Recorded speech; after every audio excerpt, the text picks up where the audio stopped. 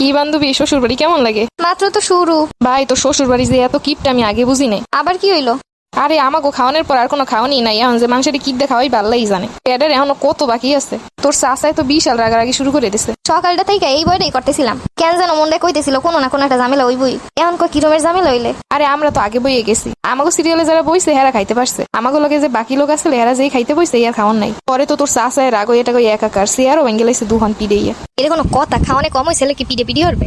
আরে দোস্ত, আমাকে লোকে যারা বইছে আর ইচ্ছা মতো খাওয়া খাইছে, খাইতে পারবে না এরপর প্লেট ভরে ভরে নিয়ে এরপর হালাই দিস। শ্বশুর বাড়ি যে থাকবো মান সম্মানটাই নষ্ট করে দিছে। এখন মধ্যে কোনো বিবেক বুদ্ধি নাই। তো শ্বশুর বাড়ির লোক একটু বেশি খাওয়ান দাও না, আয়োজন করতো। তুই তো কইলে অনেক খাওয়ান হালাইয়াও দিছে, যারা খাইতে পারবে না নিয়ে নিয়ে হালাই দিস। হিসেব করা মানুষের খাওয়ান আয়োজন করলে যদি হালাই দেয় তো কম পড়বি। হয় এটাই ঠিক।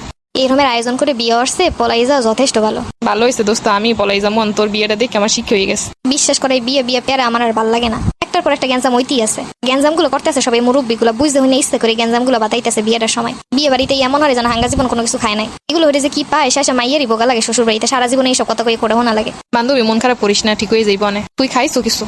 আর খাওয়া যেই দিন হইতে বিয়ে হয়েছে এই দিন হইতে এই পর্যন্ত মানে 2 গেল ভাত খাইছিলাম। হয় বিয়ের দিনও তুই কিছু খাও নাই? বিয়ের দিন যে কার গ্যাঞ্জাম গুলো হয় আর সাজাসাজি নিয়ে যে কাহিনী গুলো করে এরপর আর খাওয়ানোর ইচ্ছা থাকে। হয় বেটা, তোর বিয়েটা কেমনে কেমনে যেন ওই আবার শেষ হয়ে গেলে। ভাবছিলাম 7 দিন পর্যন্ত তোর বিয়ে আনন্দ ফুর্তি করবো, 7 দিন তো দূরে থাক, প্রথম দিনই শেষ। আর মজা মজা তো দূরে থাক, শান্তিরও খোঁজ পাইলাম না বিয়ে। না আছে মনে শান্তি, না আছে ঘুম, না আছে খাওয়া। এটারে বলে কয় পারিবারিক বিয়া।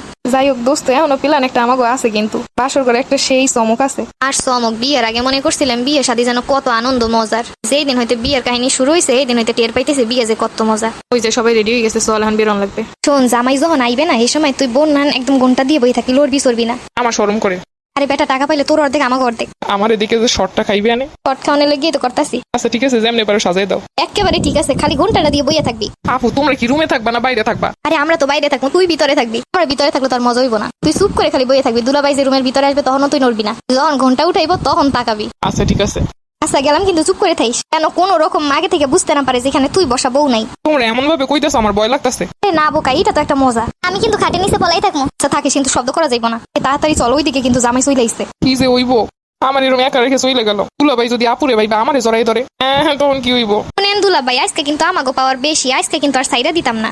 ওই দিন ভাবছিলাম আপনারা এতজন মানুষ আইছেন, শুধু শুধু গেটের সামনে আটকে রেখে দিমু। আজকে তো আর কোনো উপায় নাই, টাকা না দিয়া আপনি কোথাও যাইতে পারবেন না। আপনাকে কথা শুনে তো আমার ওয়াশরুমের চাপ হয়ে গেছে, এখন কই যাবো?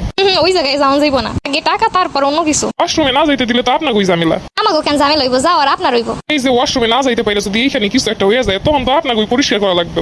সেই সময়টা বেআইন সহ্য করতে পারবেন তো? আগো বেআই, আপনি এত সহজ কেন ভাবতাছেন? আপনি কি ভাবছেন আপনি এখানে কিছু একটা কইরা ফেলাইলে কি আমরা পরিষ্কার করবো? আপনারা দিয়ে পরিষ্কার করামু? বিয়ে কইরা যদি আপনারা গেট ধরার সময় টাকাই না দিতে পারেন তাইলে আপনাদের দিয়ে পরিষ্কার করুনই যায়। আচ্ছা যান, 500 টাকা দিব না।